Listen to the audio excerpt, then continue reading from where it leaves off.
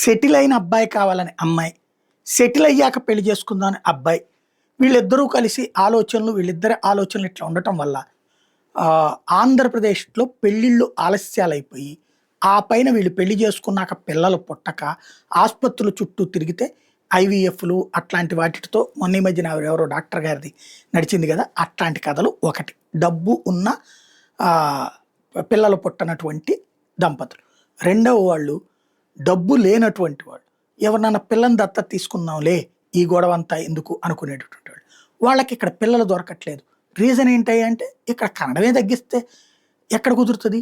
పేదవాళ్ళ దగ్గర నుంచి పిల్లల్ని తీసుకుంటానికి వచ్చేటప్పటికి ఒక టీమ్స్ పనిచేస్తున్నాయి.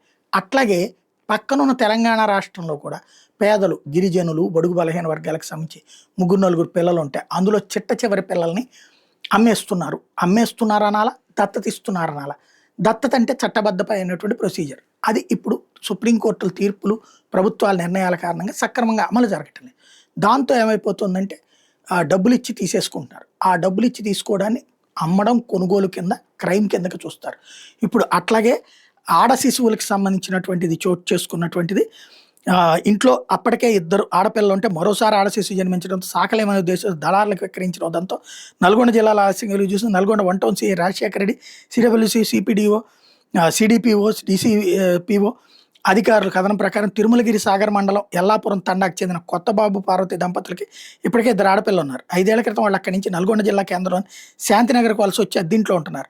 బాబు ఉదయం నుంచి మధ్యాహ్నం వరకు స్థానిక మటన్ దుకాణంలో పనిచేస్తాడు. సాయంత్రం వేళ ఆటో నడుపుతూ కుటుంబాన్ని పోషిస్తున్నాడు. ఈ నెల 15న హాలియా మండలంలోని ఆసుపత్రిలో పార్వతికి కాన్పు జరిగితే మరోసారి అమ్మాయి పుట్టింది. శిశువు తండ్రి బాబు గుంటూరులోని తన బంధువు కొండలరావుకి సమాచారం ఇచ్చాడు. అప్పటికే ఇద్దరు ఆడపిల్లలు ఉన్నారని, కుటుంబపరంగా సాకలేనని చెప్తూ తన ఆర్థిక పరిస్థితిని వివరించేసరికి అతను తూర్పుగోదావరి జిల్లాకు చెందిన సాంబశివరావుకి సమాచారం ఇచ్చినట్టు తెలుస్తుంది. సాంబశివరావు ఈ నెల 25 నల్గొండ జిల్లాకు వచ్చి ఆడ శిశువును తమ వెంట తీసుకెళ్లారు. కాన్పు తర్వాత శిశువు కనిపించకపోవడంతో బంధువులు బాబు దంపతులను ప్రశ్నించారు. వాడు తడబడుతూ సమాధానం ఇవ్వడంతో అనుమానం వచ్చి మహిళా శిశు సంక్షేమ శాఖ పోలీసులకు సమాచారం ఇచ్చారు. గుంటూరు జిల్లాలోని దళాల ద్వారా శిశువును 5 లక్షల వరకు విక్రయించినట్టు తెలుస్తోంది.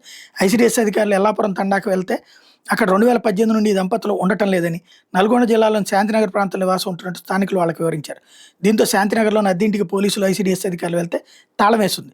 పూర్తి ఇంకా తెలియాల్సి ఉంది. నల్గొండ 1 టౌన్ పోలీస్ స్టేషన్కి బాబు దంపతులను పిలిపించి కేసు నమోదు చేసి విచారణ చేస్తున్నారు. తూర్పుగోదావరి జిల్లాకు ప్రత్యేకంగా పోలీసు బృందాన్ని పంపించినట్టు సమాచారం. బాబు దంపతులు మాత్రం తాము డబ్బులను విక్రయించలేదని, ఆడపిల్లను పోషించలేక తెలిసిన వాళ్ళకి అప్పగించామని చెప్తుంటే వాళ్ళ బంధువులు మాత్రం శిశువును విక్రయించారని ఫిర్యాదు చేశారు. కొర్రబాబు దంపతులకి 8, 6 ఏళ్ల వయసు ఉన్న ఇద్దరు కుమార్తెలు ఉన్నారు. తూర్పుగోదావరి జిల్లాకు చెందినటువంటి సాంబశివరావుకి అప్పగించే సమయంలో వాళ్ళు దంపతుల కాళ్ళ మీద పడి ఏడుస్తూ అడ్డుకున్నారని బంధువులు చెప్తున్నారు.